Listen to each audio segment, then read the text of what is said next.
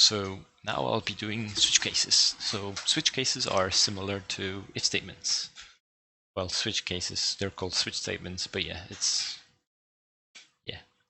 So the reason why it's called that is because, so this is kind of how we write it. We write switch, we put something inside, so let's just have an integer number. There we go.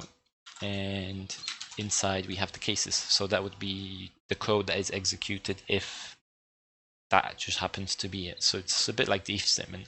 So we would have a case, and we could have case 1, and we would type in break. We could have the case 2, and then we'd have break. And then any code that we want to execute would be here. Go to execute.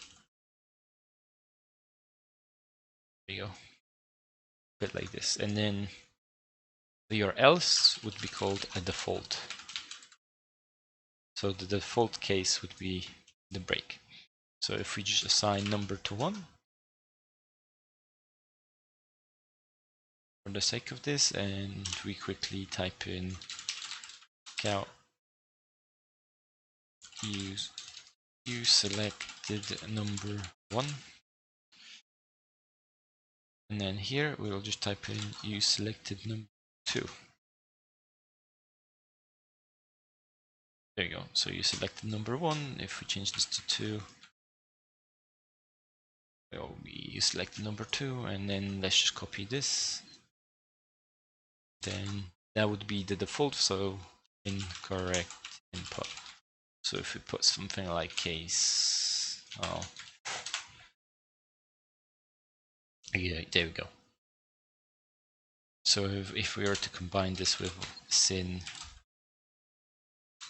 and then whoopsie daisy, int number, sin number,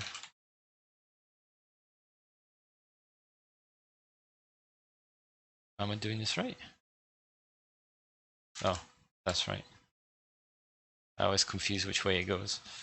Out, please input number 1 or 2. Let's do it like this. Let's give this a try. So please input 1 or 2. You selected number 1, and one more time. Let's do 3. There you go. So that's switch statements.